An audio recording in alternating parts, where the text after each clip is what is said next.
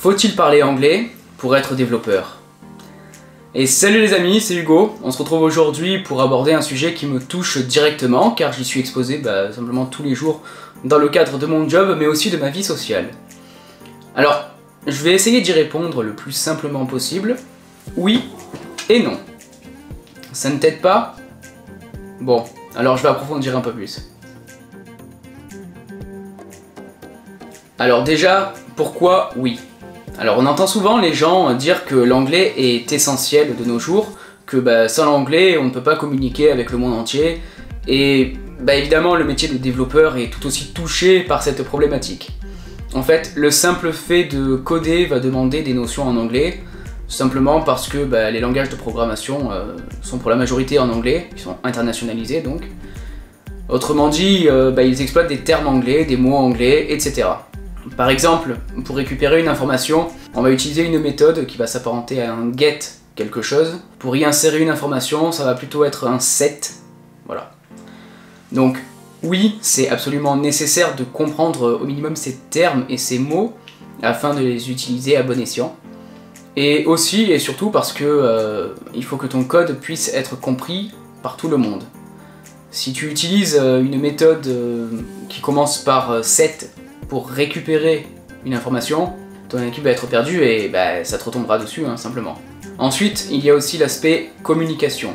Il est de plus en plus fréquent de communiquer avec des personnes à travers le monde, ou bien de lire des tutoriels, de suivre des vidéos par exemple en anglais, d'obtenir des solutions techniques sur Google, en anglais donc pour la majorité. Le monde du développement informatique en tout cas, tourne autour de cette langue. Il est donc absolument nécessaire de pouvoir lire, comprendre et s'exprimer afin de ne pas être totalement bloqué et aussi de ne pas pouvoir évoluer dans son job ou simplement corriger ses bugs.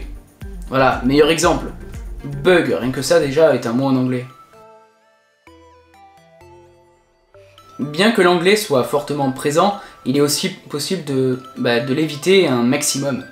Je prends mon cas par exemple, je travaille dans l'informatique depuis presque 10 ans, je n'ai jamais vraiment rencontré de problème important lié à mon niveau d'anglais. Je suis très loin d'être bilingue et honnêtement quand je dois m'exprimer avec quelqu'un, c'est rapidement un véritable calvaire. Pourtant, cela ne m'empêche pas de progresser dans mon job, de lire des documentations techniques, de trouver des solutions à mes bugs, donc sur Google, etc.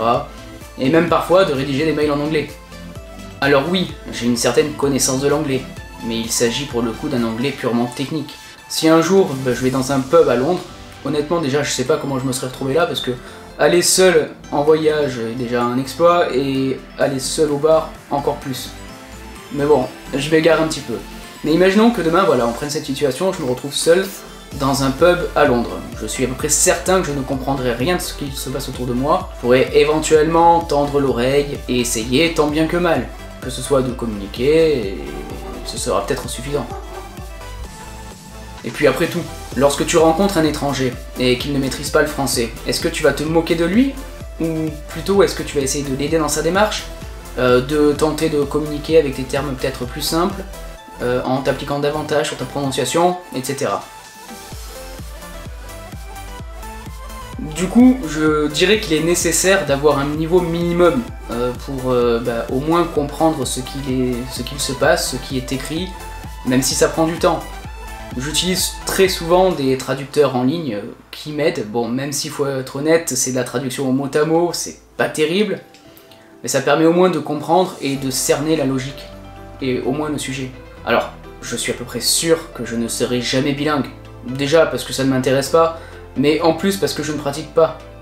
Mais cela n'a jamais été un réel blocage pour ma vie professionnelle. Donc bon. En fait, ce qui est drôle, c'est que le seul vrai moment où ça me bloque, avec des guillemets, c'est dans ma vie sociale, quand mes potes me partagent des articles ou des mèmes entièrement en anglais et qui me prennent un temps fou à essayer de comprendre au point qu'à la fin, il n'y a plus rien de drôle. Mais bon, si c'est que ça, on va dire que c'est pas très grave. Et voilà, c'est déjà la fin de cette vidéo, donc si la vidéo t'a plu, tu connais la routine, tu peux laisser un commentaire et t'abonner à la chaîne pour me soutenir. Et en attendant, je te souhaite une excellente fin de journée ou de soirée en fonction de quand tu regardes la vidéo, et à la prochaine. Allez, ciao!